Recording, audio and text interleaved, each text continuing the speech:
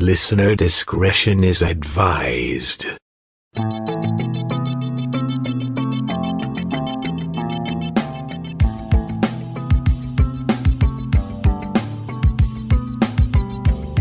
True crime can be strangely fascinating. This true crime is odd, macabre, and haunted.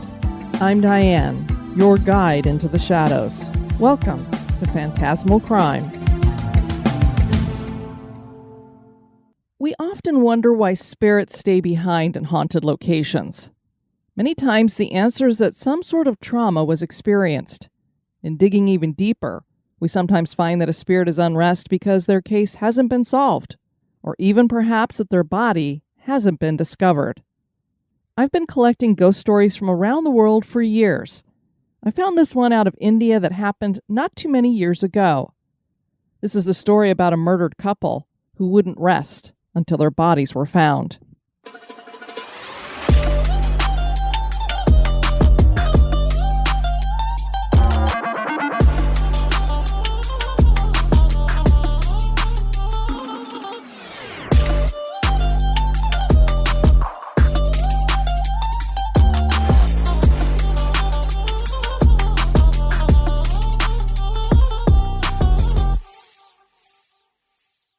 Pune is located in western India and is one of the largest hubs for IT and manufacturing in the country.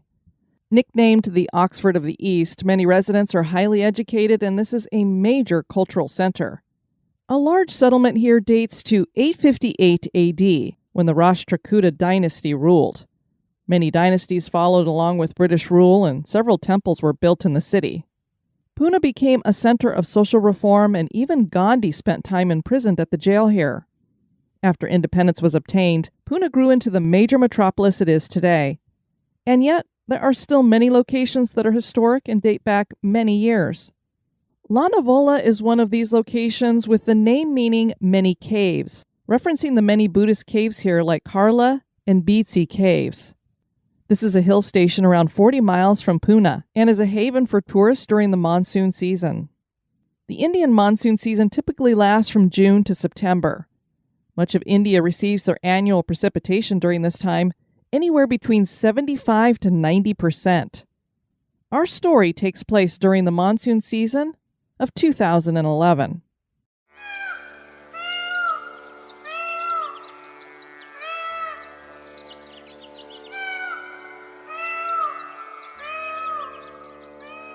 Govinda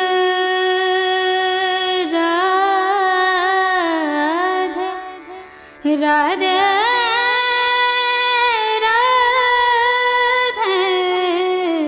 Lonavala was part of the Yadava dynasty and later was occupied by the Mughals, who saw this as a strategic military position, and they built several forts in the region.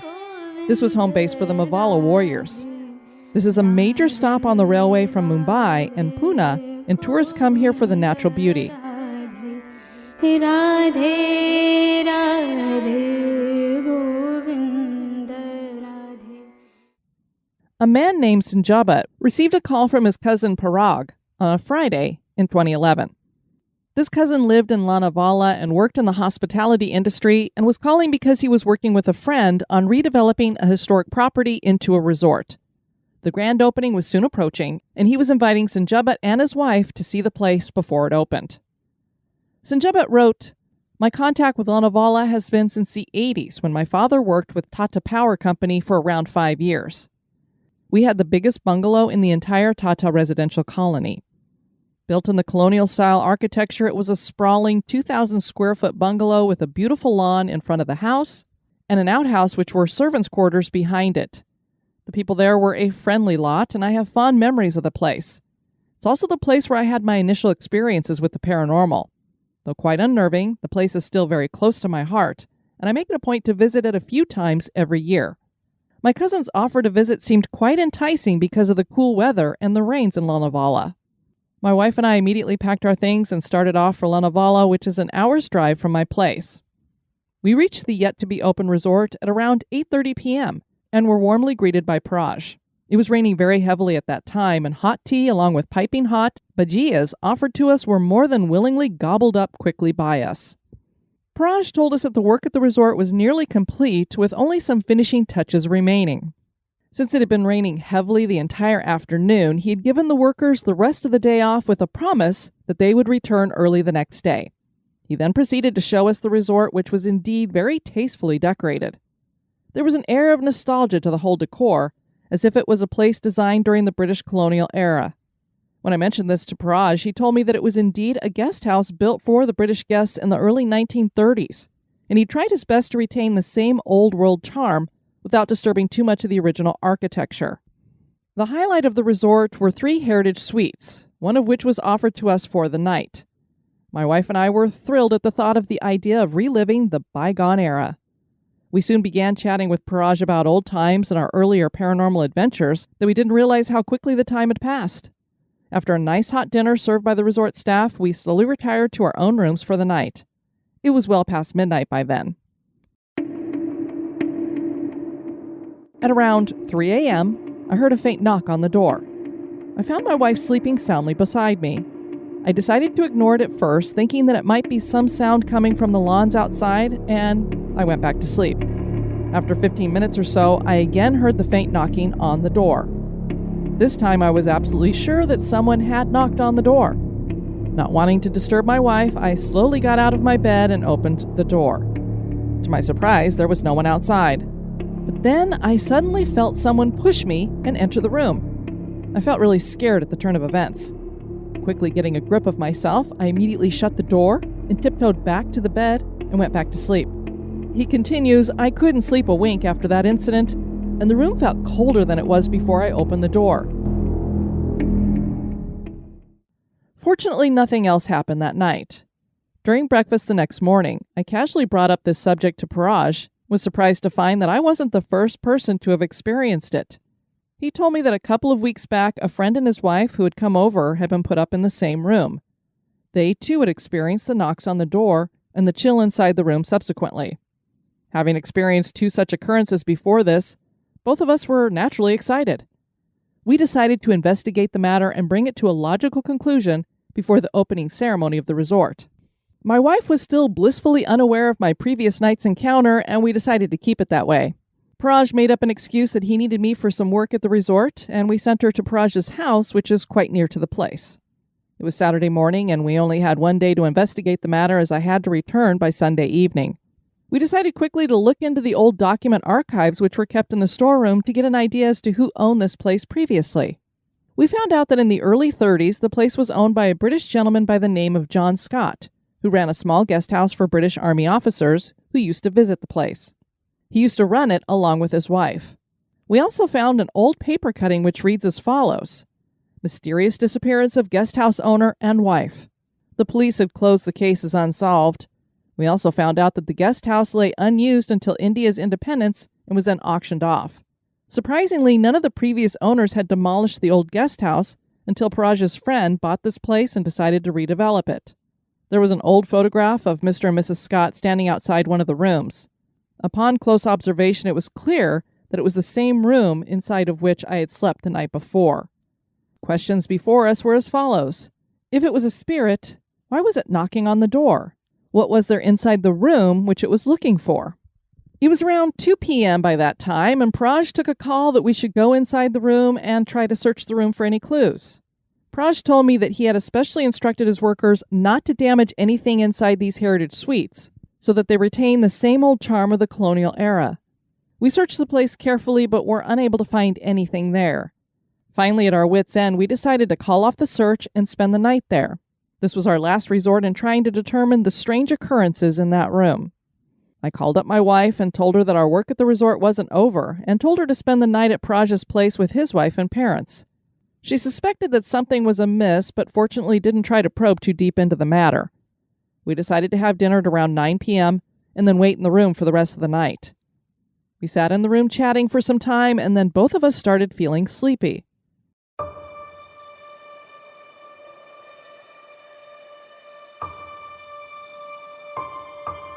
I do not know when we both dozed off until the time I suddenly woke up to a knock on the door. I was alert and immediately woke up Paraj. We also noticed that the whole room was dark, perhaps due to a power cut in the area which is common in those parts. We had prepared ourselves for this eventuality and had armed ourselves with lanterns, candles, and a couple of sticks, just in case they were required. The candles and lantern were kept inside the room in such a way that they illuminated the room to some extent. Now the big question was, who would open the door?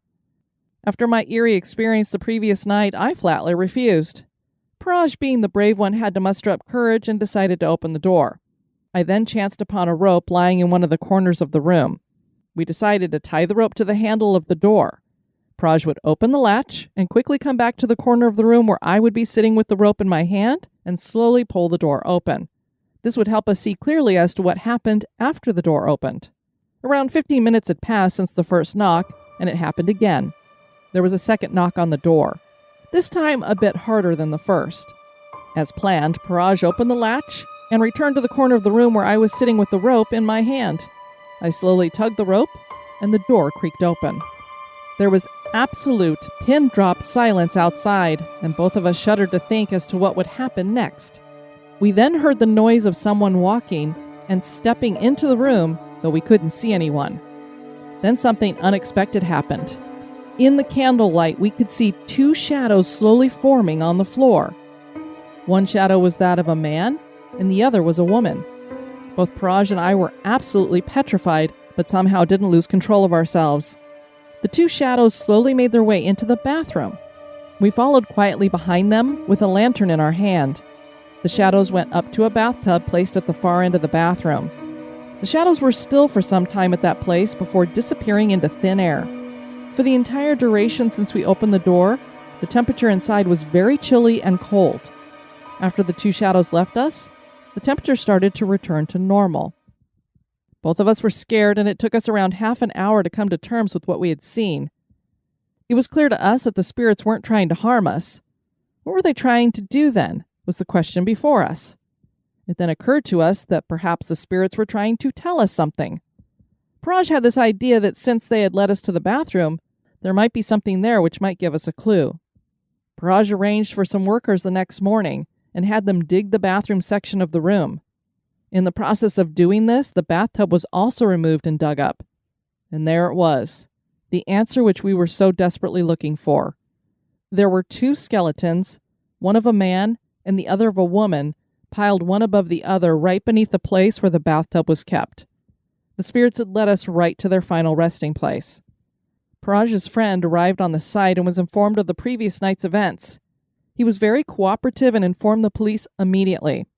The forensics determined that the skeletons were at least 70 to 80 years old, which coincided with the time when the Scotts had disappeared. Since there was nothing much to pursue, since this was something which had happened a long time ago, the police closed the matter under unsolved cases. Paraj's friend was happy that this was discovered before the resort had officially opened its doors to tourists.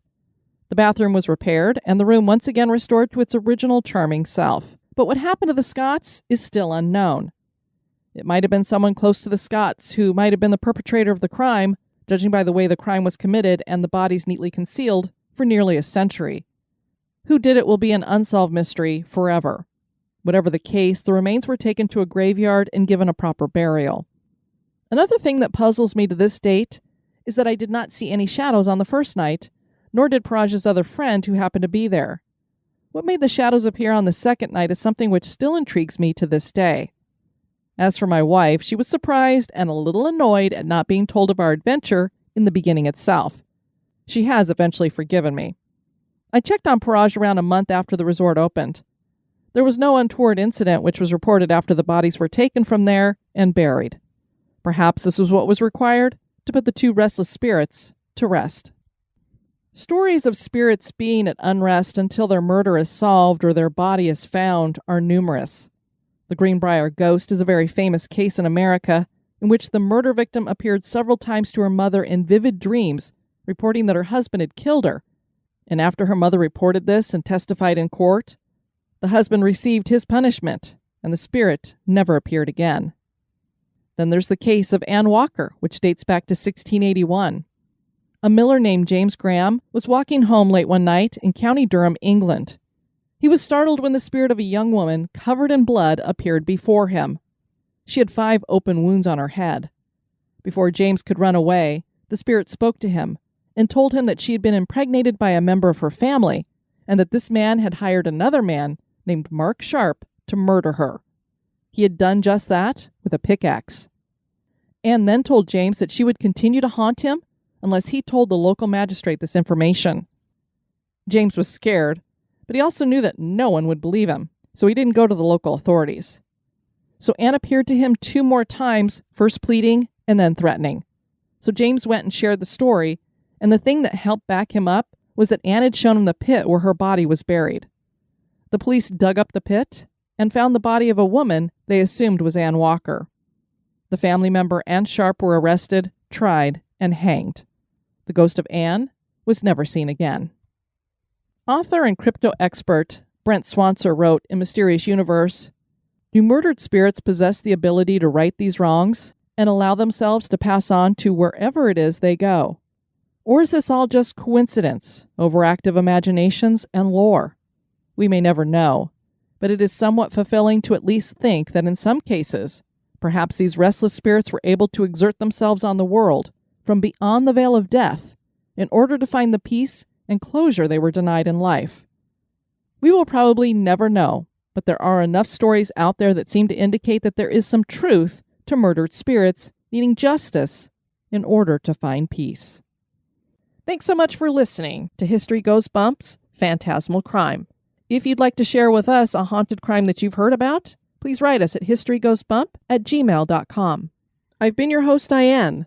Join me on the next episode for another trip through the shadows. This has been a production of History Goes Bump podcast.